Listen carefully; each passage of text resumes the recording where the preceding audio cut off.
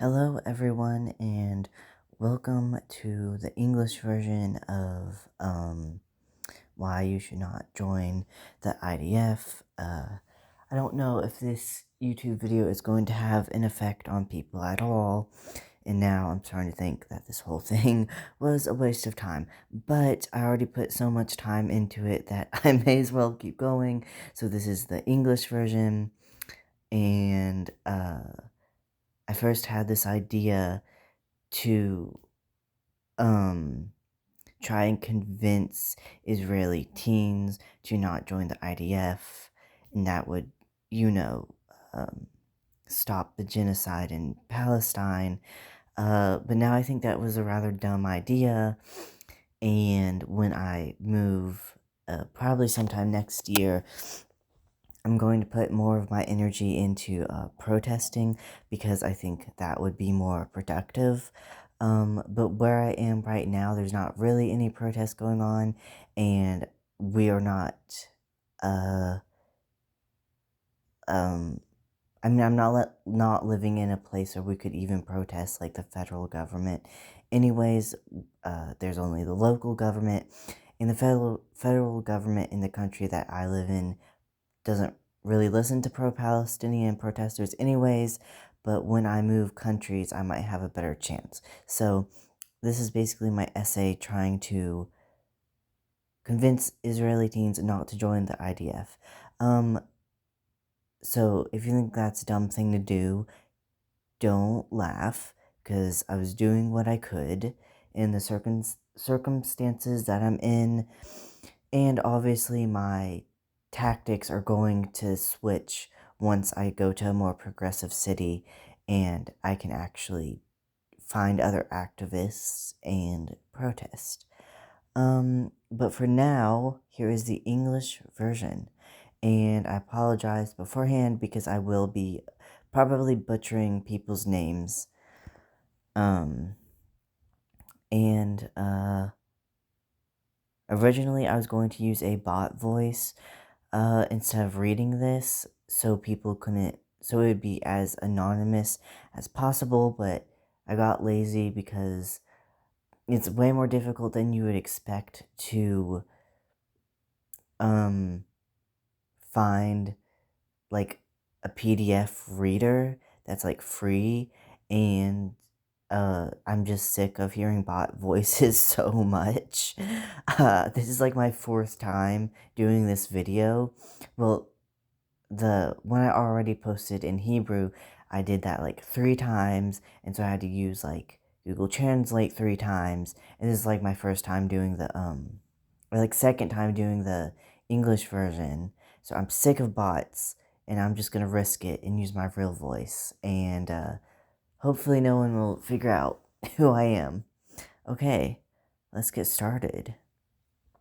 Before I start my persuasive essay, I must get a few disclaimers out of the way. First, I am not a bot. I don't speak Hebrew, so I had to use Google Translate to do the voice. I am a real person. Everything in here is my own writing, and I had no help from AI. Second, I turned the comments off because I didn't want to get death threats, rape threats, or to be called a terrorist. Firstly, I have to do this anonymously for my own safety, which is why I'm using a bot voice for the English version as well. Obviously, the Google Translate Hebrew and the bot voice for English no longer apply, but the rest of this essay will be the same.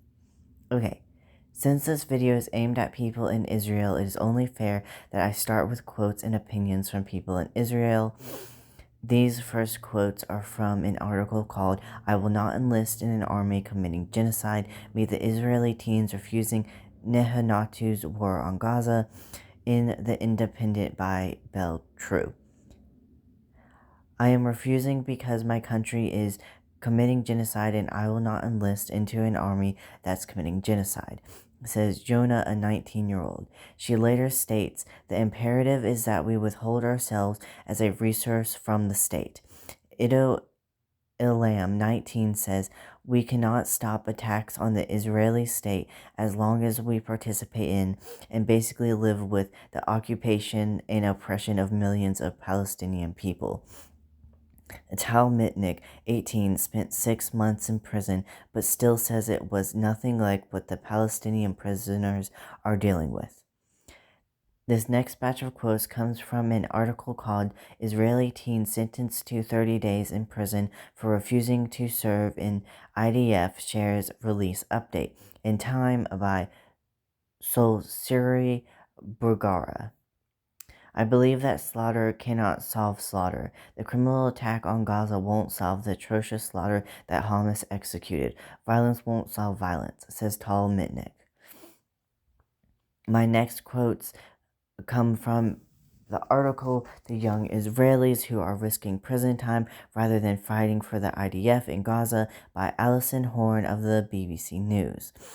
Sophia Orr has a similar statement to Mitnick. I'm doing it at the end of the day as an act of love for people, all people who live from the river to the sea. We have to work on a real solution, which will be peace. Violence only leads to more violence. Ariel DeVito has an extremely powerful quote. Violence won't be the solution. We won't be able to bring back our lost ones by killing and murdering other innocent children in Gaza. What you must understand before I get into the main part of the essay is that Israel was created in 1948. Palestine was around long before that. The Palestinian people were forced out of their homes and land and had to flee. The Palestinian people were there first, and Israel invaded. The oppression of the Palestinian people started way before October 7th.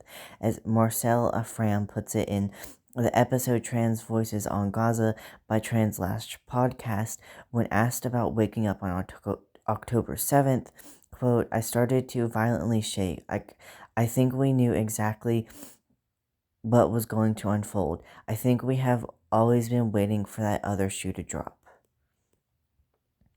I am now going to attempt to convince you that Israel is committing genocide in Gaza by going through all the stages of genocide. All my information on the stages is coming from the Genocide Watch website.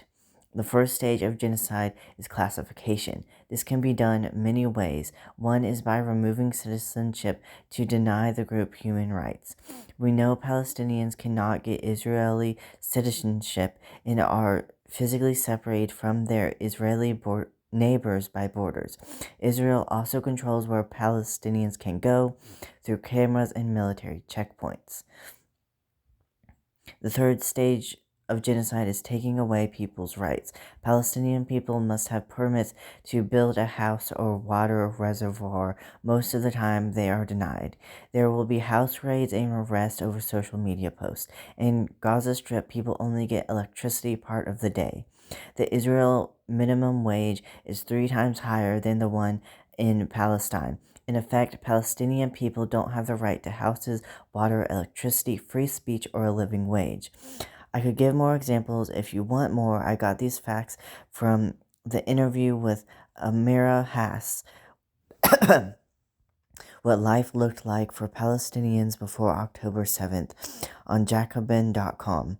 According to Language is a powerful weapon in the Israel-Palestine conflict by Amira Makwasad and Amanda Ong in New Lines magazine. Even before October 7th, IDF forces would regularly attack Palestine refugee camps, and Israel would shut off the water and electricity in those camps. The fourth stage of genocide is dehumanization. We know the Palestinian people have been dehumanized during the ongoing genocide because the IDF will kill Palestinians trying to get food at aid sites or use them for target practice. That fact is from the article Israel Using Children in Gaza as Target Practice, UK Doctor Says by Sharon Zhang in Truthout. However, this stage refers to language used to dehumanize people before the killing in order to prevent empathy and make killing another person mentally possible.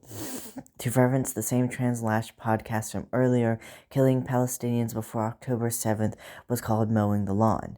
According to the article in Middle East Eye by Mira Adlam, a senior Israeli official says all Palestinians in Gaza, quote, should be eliminated, end quote. Massimi Vaturi called Palestinians scoundrels and subhumans.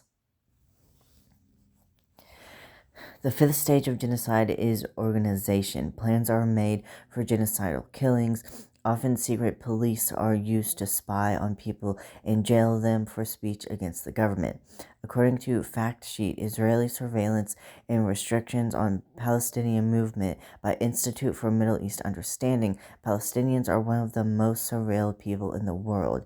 Israel uses drones to watch people and spyware technology on smartphones.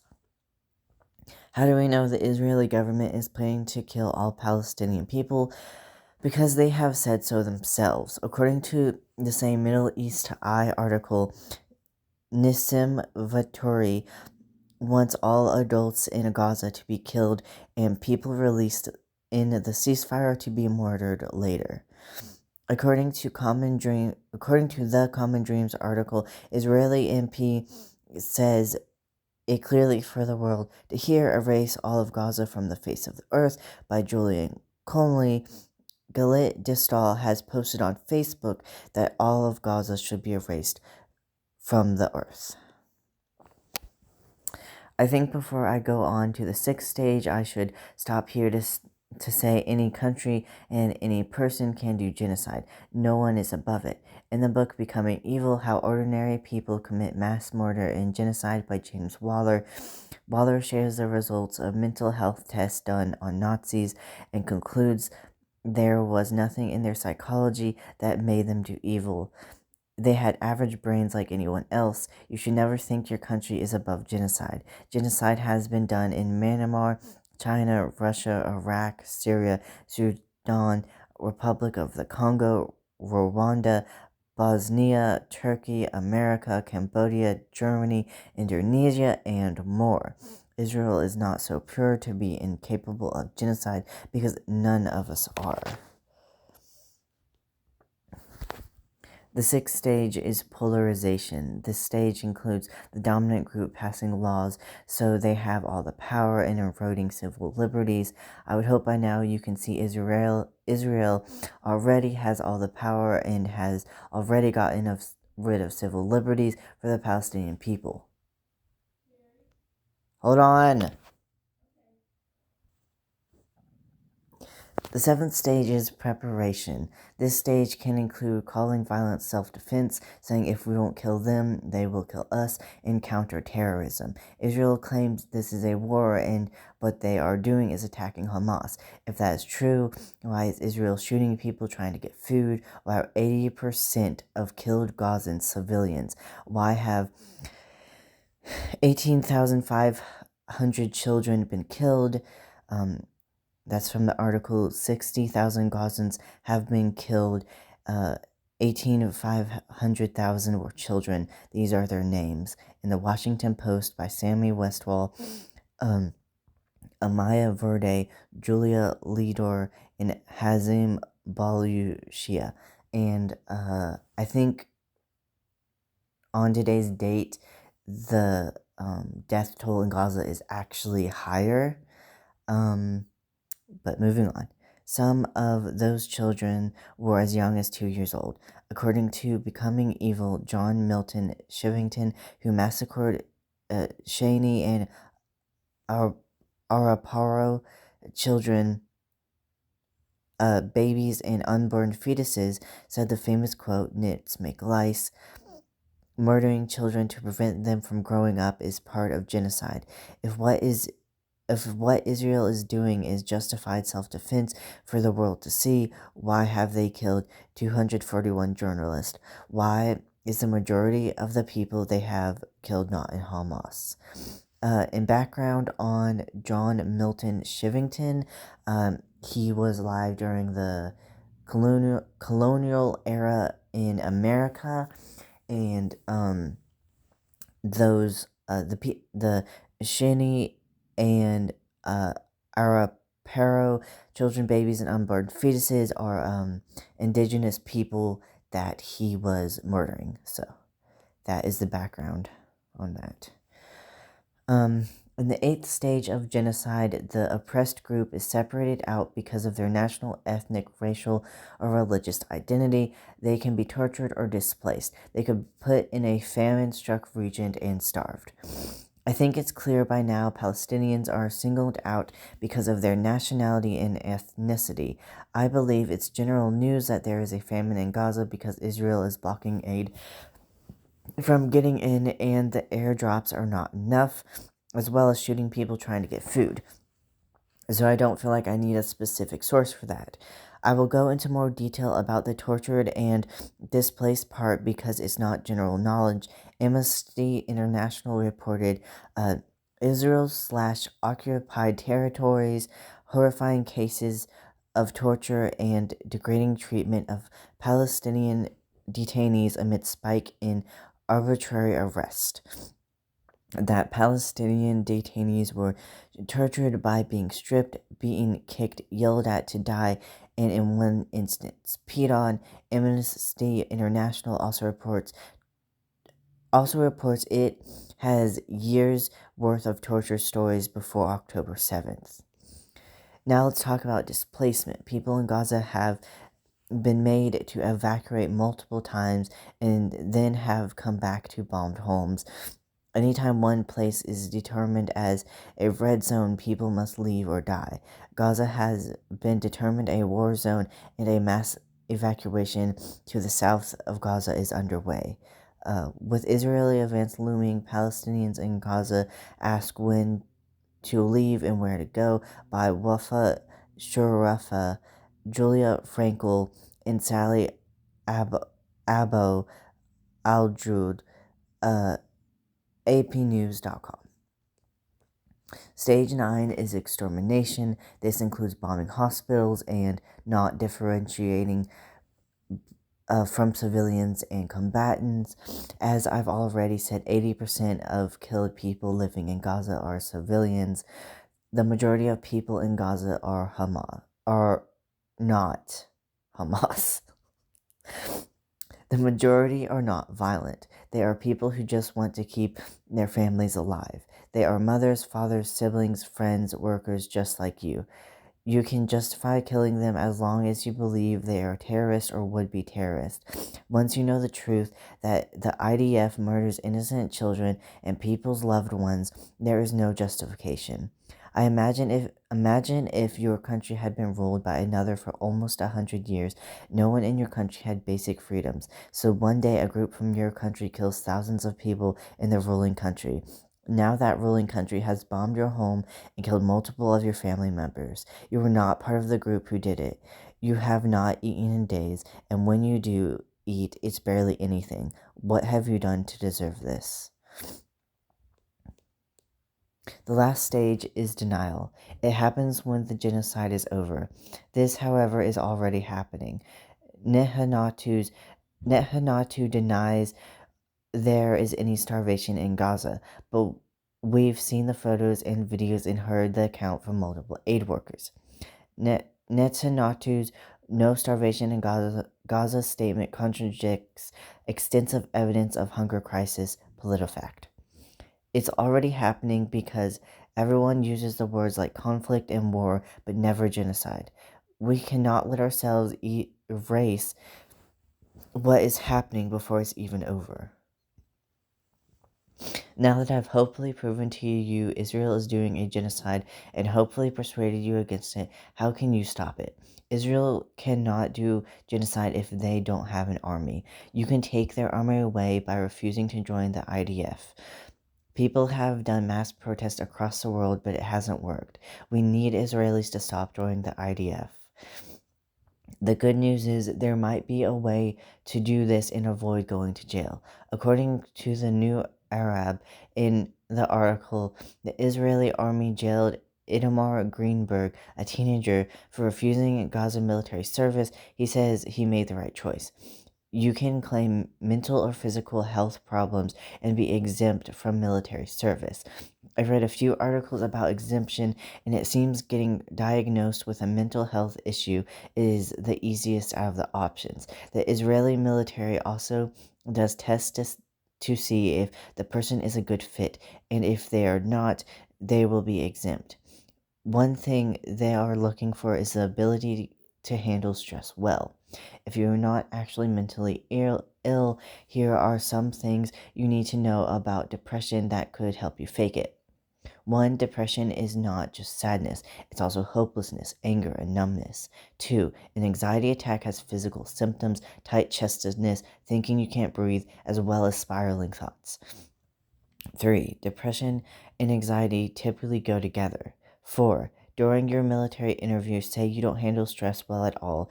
Start telling a story about lashing out or bursting into tears over a small event. Make sure you tell the story as if it was recent. If you decide not to lie, there is still good news. You may get off with a small sentence. Sophia or got just 20 days. Mesovorat is a network of other refusers. You can contact them on refuser.org. Lastly, talk to your friends and family and convince them not to join the IDF.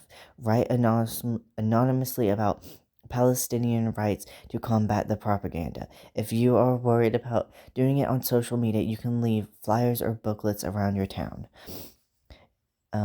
If I have convinced you not to join the IDF, please give this video a like. If you have already decided to be a refuser, please do not give it a like. I'm trying to see I if I had any impact, and if so, how big. If you want to support this video, you can share it. So, you can also do things like wheat pasting and write along with flyers and booklets. If you want to do something anonymously around your town, and social media can also be done anonymously, but it's hard. It's kind of dangerous to do things on social media anonymously. Uh, because there's always a risk that people can find out information about you, like doxing is a thing, and there's a lot of like AI surveillance tools out there. So if you're doing things anonymously, you might actually feel safer doing it in person with stickers or flyers or booklets or wheat pasting. And also if you have already decided you're not going to join the IDF before watching this video, don't like it. But if you were on the fence, or if you were pro IDF and you've switched your mind because of this video, you can feel free to give it a like, because I I want to see how many people I can convince not to do this. So far, my Hebrew video has 0 views, so probably this isn't going to go anywhere or make a big impact, but I'm going to make it and post it anyways, because I've come this far, and I don't want to waste all that work that I did. And, this is aimed at people in Israel, but, I'm not from there, and I'm speaking English, so I don't know who will see this video. But I guess that's the end of the video, and thank you for watching.